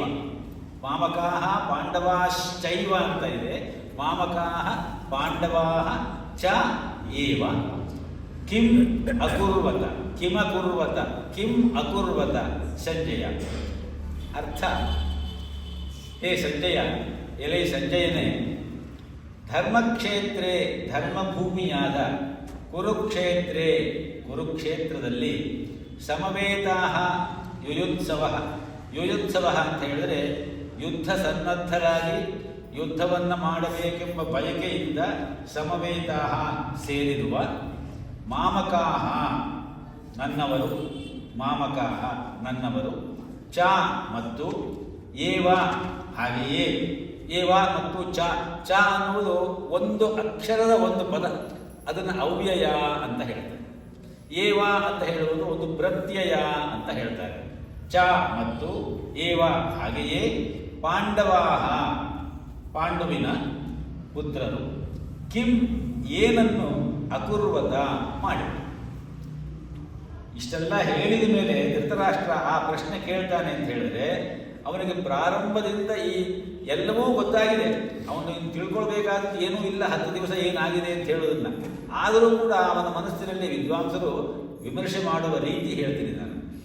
ಧೃತರಾಷ್ಟ್ರನ ಮನಸ್ಸಿನಲ್ಲಿ ಎಲ್ಲೋ ಒಂದು ಕಡೆ ಎಷ್ಟಾದರೂ ಕೂಡ ಪಾಂಡವರೆಲ್ಲ ಬಹಳ ಸದ್ವರ್ತನೆಯಲ್ಲಿ ಇರುವಂತಹವರು. ಆದ್ದರಿಂದ ಕೊನೆಯ ನಿಮಿಷದಲ್ಲಿ ಅವರಿಗೆ ಯುದ್ಧ ಮಾಡೋದು ಬೇಡ ಅಂತ ಹೇಳಿ ಅನಿಸ್ಬಿಟ್ಟು ಅವರು ಯುದ್ಧರಂಗ ಬಿಟ್ಟು ಹೋಗ್ಬಿಟ್ರೆ ಏನೋ, ಹಾಗಾಗಿ ನನ್ನ ಮಕ್ಕಳಿಗೆ ಏನೂ ಆಗಿರಲಿಕ್ಕಿಲ್ಲ, ಅದರಿಂದ ಇನ್ನೊಂದ್ಸಲಿ ಕೇಳ್ಬಿಡೋಣ ಸಂಜಯನ ಬಾಯಿಂದನೇ ಅನ್ನುವ ಸಂಶಯದಿಂದ ಈ ತರಹ ಕೇಳ್ತಾ ಇದ್ದಾನೋ ಏನೋ ಅನ್ನುವಂತಹ ರೀತಿಯಲ್ಲಿ ವಿಮರ್ಶೆಯನ್ನು ನೋಡ್ತೀವಿ ನಾವು. ಮಹಾಭಾರತಕ್ಕೆ ವಿವರಣೆ ಕೊಟ್ಟ ಕೆಲವರು ಹಾಗಿದ್ದಾರೆ. ಆದರೆ ನಿಜವಾದ ವಿದ್ವಾಂಸರು ಅದರ ಒಂದು ವಿವರಣೆಯನ್ನು ಕೊಡ್ತಾರೆ. ಹಾಗೆ ಧೃತರಾಷ್ಟ್ರ ಯೋಚನೆ ಮಾಡುವಂತಹ ಸಂದರ್ಭವೇ ಇಲ್ಲ. ಕಾರಣ ಏನು ಅಂದರೆ ಅವನಿಗೆ ಅವನ ಮಕ್ಕಳ ವಿಚಾರ ಏನು ಅಂತ ಹೇಳೋದು ಚೆನ್ನಾಗಿಯೇ ಗೊತ್ತು. ಅದೇ ರೀತಿ ಪಾಂಡವರು ಏನು ಅಂತ ಹೇಳುವುದು ಗೊತ್ತು. ಇಲ್ಲಿ ಮುಖ್ಯವಾಗಿ ನಾವು ಇದರ ಒಂದು ಜಿಷ್ಟನ್ನು ಪರಿಭಾವಿಸುವುದು ಅಂತಾದರೆ, ಮಹಾಭಾರತದ ವನಪರ್ವದ 83ನೇ ಅಧ್ಯಾಯದಲ್ಲಿ, ಶಲ್ಯ ಪರ್ವದ 53ನೇ ಅಧ್ಯಾಯದಲ್ಲಿ ಈ ಕುರುಕ್ಷೇತ್ರದ ವಿಚಾರ ಎಲ್ಲ ನಮಗೆ ಸರಿಯಾಗಿ ತಿಳಿದು ಬರುತ್ತದೆ. ಧರ್ಮಕ್ಷೇತ್ರವಾದ ಕುರುಕ್ಷೇತ್ರ ಅಂತ ಹೇಳಿದಾಗ, ಕುರುಕ್ಷೇತ್ರ ಅಂತ ಹೇಳುವುದು ದೆಹಲಿಯಿಂದ 105 ಮೈಲಿ ದೂರದಲ್ಲಿ ಇರುವಂತಹ ಒಂದು ಸ್ಥಳ. ಅಲ್ಲಿಗೆ ಹೋದವರಿಗೆಲ್ಲರಿಗೂ ಅದು ಗೊತ್ತುಂಟು. ಇವತ್ತು ಕೂಡ ಅದು ಇದೆ ಆ ಊರು. ಕುರುಕ್ಷೇತ್ರದಲ್ಲಿ ಒಂದು ದೊಡ್ಡ ಯೂನಿವರ್ಸಿಟಿ ಕೂಡ ಉಂಟು. ಅಷ್ಟೇ ದೊಡ್ಡ ಯೂನಿವರ್ಸಿಟಿ ಅದು. ಆವತ್ತಿನ ಕಾಲದಿಂದಲೂ ಅದು ಅದರ ಮಹಿಮೆಯನ್ನು, ಅದರ ಯೋಗ್ಯತೆಯನ್ನು, ಅದರ ಶ್ರೇಷ್ಠತೆಯನ್ನು, ಮಹತ್ವವನ್ನು ಉಳಿಸಿಕೊಂಡೇ ಬಂದಿದೆ. ಅದು ಧರ್ಮಭೂಮಿ. ಅಲ್ಲಿ ಬ್ರಹ್ಮ, ಇಂದ್ರ, ಅಗ್ನಿ, ಬೇಕಾದಂತಹ ಎಲ್ಲ ರೀತಿಯ ಋಷಿಮುನಿಗಳು ತಪಸ್ಸು ಮಾಡ್ತಾ ಇದ್ರಂತೆ ಆ ಜಾಗದಲ್ಲಿ. ಅದು ಹೇಗಿದೆ, ಅದರ ವಿಸ್ತೀರ್ಣ ಎಷ್ಟು ಅಂತ ಕೇಳಿದ್ರೆ, ಸರಸ್ವತಿ ನದಿಯ ದಕ್ಷಿಣ ಭಾಗ ಮತ್ತು ದೃಷದ್ವತಿ ನದಿಯ ಉತ್ತರ ಭಾಗದ 5x5 ಯೋಜನೆಯ ಆ ಪರಿಸರದಲ್ಲಿ ಅದು ಹರಡಿಕೊಂಡಿದೆ ಆ ಕುರುಕ್ಷೇತ್ರ ಅಂತ ಹೇಳೋದು. ಅಲ್ಲಿಗೆ ಹೋದಾಗ ಅಲ್ಲಿ ಹೇಳ್ತಾ ಇದ್ರು, ಈ ಕುರುಕ್ಷೇತ್ರದ 40 ಮೈಲಿ ಫಾಸಲೆ ಏನಿದೆಯಲ್ಲ, ಇದಿಷ್ಟೂ ಕೂಡ ಆವತ್ತಿನ ಯುದ್ಧರಂಗ ಆಗಿತ್ತು, ಯುದ್ಧ ಭೂಮಿ ಆಗಿತ್ತು ಅಂತ ಹೇಳಿ. 5x5 ಅಂದರೆ ಯೋಜನೆ ಅಂತ ಹೇಳಿದ್ರೆ 5 ಮೈಲಿ ಹೆಚ್ಚು ಕಮ್ಮಿ, 5×5 25, 25x25 ಹೆಚ್ಚು ಕಮ್ಮಿ 40-50 ಮೈಲಿಯ ಫಾಸಲೆಯಲ್ಲಿ ಆ 18 ಅಕ್ಷೋಹಿಣಿ ಸೇನೆ ಬೀಡು ಬಿಟ್ಟಿತ್ತು. ಆ ಜಾಗ ಅದನ್ನು ಶಮಂತ ಪಂಚಕ ಅಂತ ಕೂಡ ಕರೀತಾರೆ. ಆ ರೀತಿಯಲ್ಲಿ ಅದು ಇವತ್ತಿನ ಅಂಬಾಲ ಅಂತ ಏನು ಹೇಳ್ತೀವಲ್ಲ ನಾವು, ಅದು ಹರಿಯಾಣದಲ್ಲೇ ಇದೆ. ಅಂಬಾಲದಿಂದ ದಕ್ಷಿಣಕ್ಕೂ ಹಾಗೂ ದೆಹಲಿಯಿಂದ ಉತ್ತರಕ್ಕೂ ಹರಡಿಕೊಂಡಿರುವಂತಹ ಜಾಗ ಅದು ಅಂತ ಹೇಳ್ತಾರೆ. ಆ ಜಾಗ ಹಿಂದಿನಿಂದ ಧರ್ಮಭೂಮಿಯಾಗಿತ್ತು. ಅಲ್ಲಿ ಬೇಕಾದಂತಹ ತಪಸ್ಸು ಅದು ಇದು ಮಾಡ್ತಾ ಇದ್ರು. ಅಲ್ಲಿ ಪರ್ವಕಾಲಗಳಲ್ಲಿ ಸ್ನಾನ ಮಾಡಲಿಕ್ಕಾಗಿ, ಅಲ್ಲಿಯ ಪವಿತ್ರ ಸರೋವರದಲ್ಲಿ ಸ್ನಾನ ಮಾಡಲಿಕ್ಕಾಗಿ ಲಕ್ಷಾಂತರ ಮಂದಿ ಸೇರ್ತಾ ಇದ್ರಂತೆ. ಇವಾಗ ಸರೋವರ ಇಲ್ಲ, ಆದರೆ ಯಾವುದೋ ಅಣೆಕಟ್ಟಿನಿಂದ ನೀರು ಬಿಟ್ಟುಬಿಟ್ಟು ದೊಡ್ಡ ಸರೋವರ ಇದೆ, ಸಮಂತಕ ಪಂಚಕ ಅಂತ ಹೇಳಿ ತೋರಿಸ್ತಾರೆ ನಮಗೆ. ಅದು ಒರಿಜಿನಲ್ ಸರೋವರ ಅಲ್ಲ, ಅದು ಅಣೆಕಟ್ಟಿನಿಂದ ಬೇರೆ ಯಾವುದೋ ಡ್ಯಾಮ್ನಿಂದ ಬಿಟ್ಟಿರುವ ನೀರು ಅಂತ ಹೇಳಿ ಅಲ್ಲಿಯ ಗೈಡು ನಮಗೆ ಹೇಳಿದ ವಿಚಾರ ನಾವು ನೋಡಿದಾಗ. ಆ ರೀತಿಯಲ್ಲಿ ಒಟ್ಟಿನಲ್ಲಿ ಅದು ಒಂದು ಧರ್ಮಭೂಮಿ. ಇವತ್ತಿಗೂ ಕೂಡ ಅಲ್ಲಿ ಒಂದು ಅಶ್ವತ್ಥ ವೃಕ್ಷ, ಅದರ ಕೆಳಗಡೆ ಇವರು ಕೃಷ್ಣ ಅರ್ಜುನನಿಗೆ ಗೀತೋಪದೇಶ ಮಾಡಿದ ಅಂತೆಲ್ಲ ತೋರಿಸ್ತಾರೆ. ಯುದ್ಧರಂಗದಲ್ಲಿ ಅಶ್ವತ್ಥ ವೃಕ್ಷ ಎಲ್ಲಿಂದ ಬರಲಿಕ್ಕೆ ಸಾಧ್ಯ? ಆಮೇಲೆ ಪಡ್ಕೊಂಡಿರ್ಬೋದು, ಅದು ಆ ಜಾಗ ಅಲ್ಲಿ ಉಪದೇಶ ಮಾಡಿರುವುದು ಅಂತ ತಿಳ್ಕೊಳ್ಬೇಕು ನಾವು. ಆ ರೀತಿಯಲ್ಲಿ ಅಂತಹ ಒಂದು ಧರ್ಮಕ್ಷೇತ್ರವಾದ ಕುರುಕ್ಷೇತ್ರದಲ್ಲಿ ಯುಯುತ್ಸವ ಯುದ್ಧ ಮಾಡಬೇಕೆಂಬ ಇಚ್ಛೆಯಿಂದ ಸೇರಿದ ಮಾಮಕಾಹ ಅಂತ ಹೇಳುವಾಗ ಮಮಕಾಹ ಕಾಯಂತೀತಿ ಮಾಮಕಾಹ ಅನ್ನುವ ಅರ್ಥವನ್ನು ಹೇಳ್ತಾರೆ ಅದಕ್ಕೆ. ಅಂದರೆ ನನ್ನವರು ಅನ್ನುವ ಮೋಹದಿಂದ ಕೇಳ್ತಾ ಇದ್ದಾರೆ. ಇಲ್ಲಿ ಮಮಕಾಹ ಅಂತ ಹೇಳಿದ್ರೆ ಯಾರು? ಅದಕ್ಕೊಂದು ಆಧ್ಯಾತ್ಮಿಕ ಅರ್ಥ ಇದೆ. ಧೃತರಾಷ್ಟ್ರ ಮೋಹದ ಒಂದು ಸಂಕೇತ. ಧೃತರಾಷ್ಟ್ರನ ಮಗ ದುರ್ಯೋಧನ ದ್ವೇಷ, ವೈಷಮ್ಯ, ಅಸೂಯೆಗಳ ಸಂಕೇತ. ಹಾಗೆಯೇ ದುರ್ಯೋಧನನ ಪಕ್ಷದಲ್ಲಿ ಇದ್ದಂತಹ ಕರ್ಣ ಆಸೆ ಮತ್ತು ಆಮಿಷಗಳ ಸಂಕೇತ. ಹೀಗೆ ಲೋಭ ಮತ್ತು ದ್ವೇಷ, ರಾಗ ಮತ್ತು ದ್ವೇಷ ಮತ್ತು ಮೋಹ, ಇವೆರಡರಿಂದ ಮೋಹ ಒಂದಿದ್ರೆ ಮೋಹಕ್ಕೆ 2 ಕುಡಿ, ಒಂದು ರಾಗ ಇನ್ನೊಂದು ದ್ವೇಷ. ಇದನ್ನೇ ಕೃಷ್ಣ ಮುಂದೆ ಹೇಳೋದು ನಮಗೆ. ಇಂದ್ರಿಯಸ್ಯೇಂದ್ರಿಯಸ್ಯಾರ್ಥೇ ರಾಗದ್ವೇಷವು ವ್ಯವಸ್ಥಿತವು ತಯೋರ್ನ ವಶಮಾಗಚ್ಚೇದು ತೌ ಹ್ಯೇತವು ಪರಿಪಂಥಿನವು. ಪರಿಪಂಥಿ ಅಂತ ಹೇಳಿದ್ರೆ ತಡೆ, ಬಾಧಕ. ಅವು ಶತ್ರುಗಳು. ಯಾವುದಕ್ಕೆ? ನಮ್ಮ ಉಚ್ಛ್ರಾಯಕ್ಕೆ, ನಮ್ಮ ಆತ್ಮೋನ್ನತಿಗೆ, ನಮ್ಮ ಶ್ರೇಯಸ್ಸಿಗೆ ಅವೆರಡೂ ಕೂಡ ತಡೆ ಇದ್ದಂತೆ, ಬಾಧಕಗಳಿದ್ದಂತೆ, ಶತ್ರುಗಳಿದ್ದಂತೆ. ಅವುಗಳ ವಶಕ್ಕೆ ಬರಬಾರದು. ತಯೋರ್ನ ವಶಮಾಗಚ್ಚೆ ಕೃಷ್ಣ ಮುಂದೆ ಹೇಳುವ ಮಾತು. ಆ ರೀತಿಯಲ್ಲಿ ಇಲ್ಲಿ ಪಾಂಡವ ಅಂತ ಹೇಳಿದ್ರೆ ಪಂಡ ಆತ್ಮಬುದ್ಧಿ ವಿಷಯ ಅನ್ನುವಂತಹ ವಿವರಣೆ ಉಂಟು. 3 ಜನ ಆಚಾರ್ಯರು ಕೂಡ ಪಂಡ ಅನ್ನುವಂತಹ ಆ ಪದಕ್ಕೆ ಆತ್ಮಬುದ್ಧಿ ತತ್ವ ವಿಚಾರ ಅನ್ನುವ ರೀತಿಯಲ್ಲೇ ಅರ್ಥ ಮಾಡಿದ್ದಾರೆ. ಆದ್ದರಿಂದ ಆತ್ಮಬುದ್ಧಿ ತತ್ವ ವಿಚಾರ ಯಾರಲ್ಲಿದೆಯೋ ಅವರು ಪಾಂಡವರು. ಆದ್ದರಿಂದ ಮಾಮಕಾಹ ಅಂತ ಹೇಳಿದ್ರೆ ದುಷ್ಟತನ, ದುರ್ವೃತ್ತಿ ಹಾಗೂ ಆಶೆಗಳು, ಲೋಭ, ಮೋಹ, ರಾಗ, ದ್ವೇಷ ಇರುವಂತಹ ಕೌರವರು.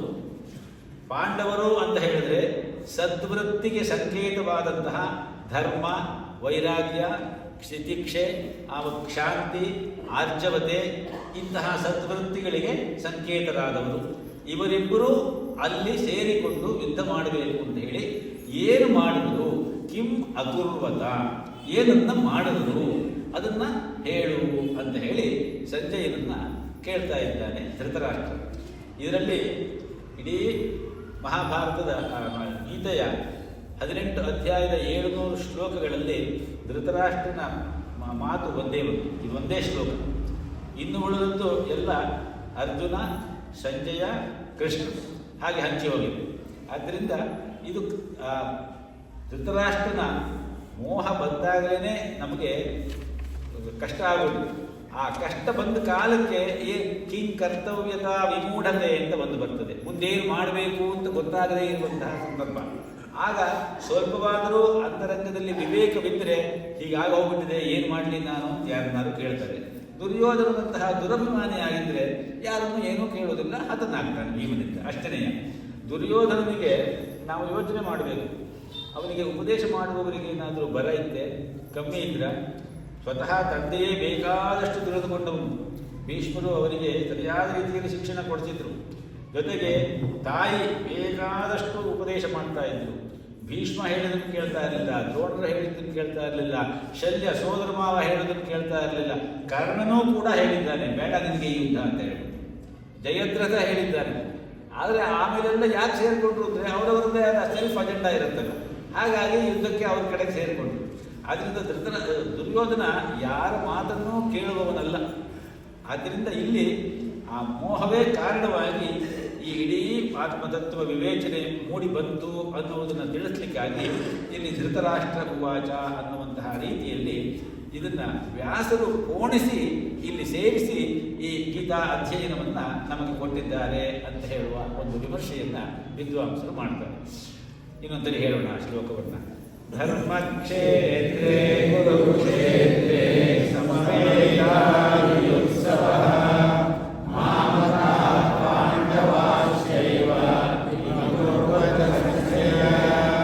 ಧರ್ಮಕ್ಷೇತ್ರೇ ಕುರುಕ್ಷೇತ್ರೇ ಸಮವೇತಾಯುತ್ಸವಃ ಮಾಮಕಾಃ ಪಾಂಡವಾಶ್ಚೈವ ಕುರ್ವತ ಸಂಜಯಃ.